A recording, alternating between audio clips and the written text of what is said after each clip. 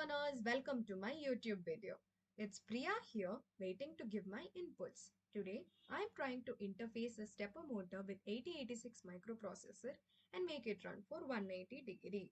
I'm going to use the two coil excitation scheme where each successive pair of adjacent coils is energized in each turn.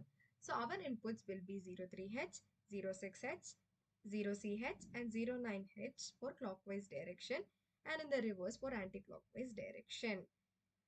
I have provided the program here with the comments for each line. You can avoid the comments when you're typing the program. So I'm going to press the emulate to show you how it works step by step. The first line hashtag start is equal to stepper underscore motor dot exe indicates that we are starting the stepper motor application, which is one of the virtual devices in our emulator. The instruction MOV CX, 04H means that we are loading the number of steps as 04H in our register CX, which is used as counter here. 04 is for rotating 180 degree.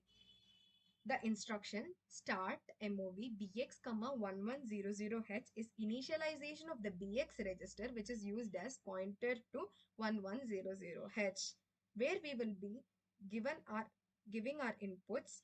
Start is a label for this operation. So you can give view, memory, and update the location as 1100.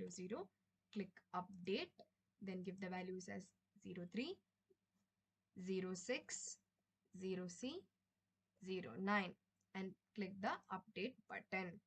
So the next instruction is MOV SI, 0 is initialization of the source index, which takes each and every value stored in the location of the pointer.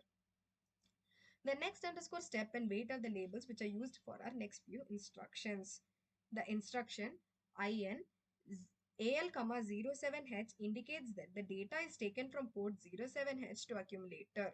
07H indicates the address of the stepper motor, which you can see here in stepper motor application below ready. That 7 is the port for stepper motor.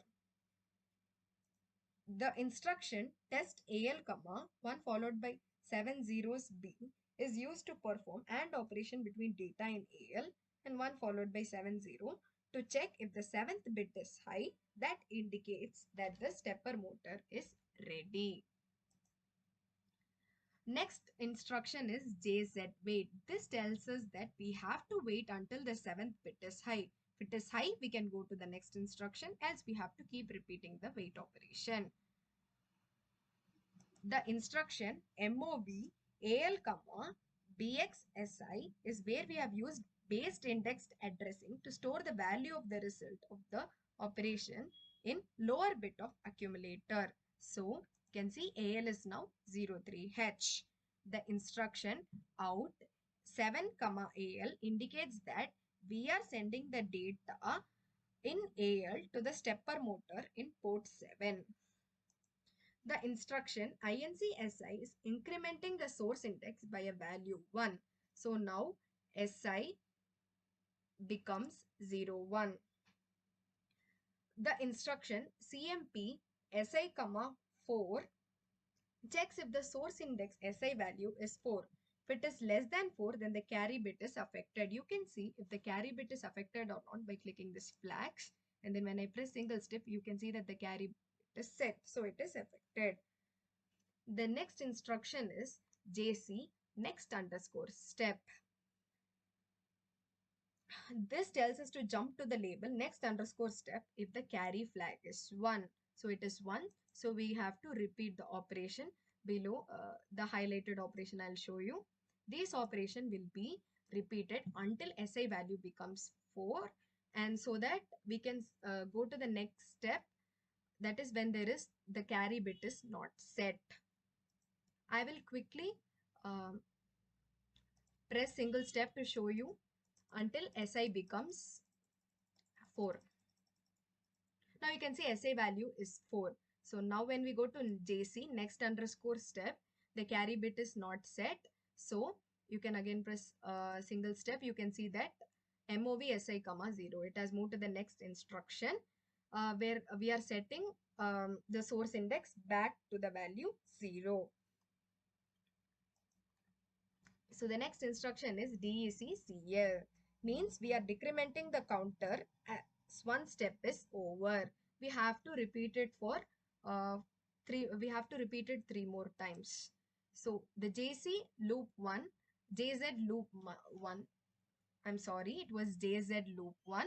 So JZ loop 1 will go to the loop 1 right here, that is, it will end execution only when the zero flag is set to 1. Here we can see that the zero flag is set to 0 only and not 1. So I'm going to do the single step. Here you can see again the jump next underscore step operation is there. So the operations which I'm highlighting now will be repeated until the value in counter, that is CL, becomes 0, 0. I will show you through single step operation. You can see that.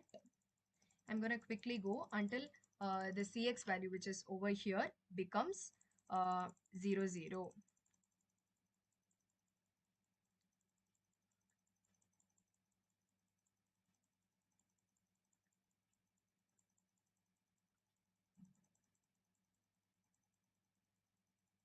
Now we can see that the CX value is 0.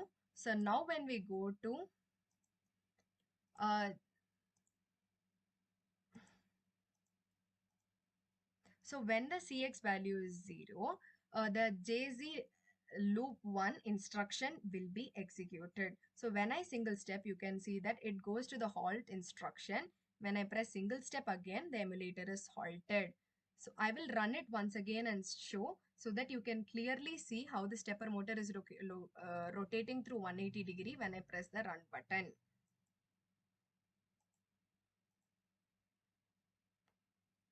Okay, so you have seen this in clockwise direction. In order to make it anti-clockwise direction, we have to give the inputs here as 09, 0C, 06, 03. That is in the reverse order, and I am updating it. So I'm going to run the program and click on yes. So run again, and you can see it has rotated in the anti-clockwise direction. I hope I have given you inputs based on what I have learned. And I guess I would tell you how to write the inputs in the memory location. If you make a table which is similar to this, it will look better for your presentation. If you get the correct output, please like and share this video. Please subscribe for more videos. If you have any queries or suggestions, please leave it on the comment box. And thank you very much.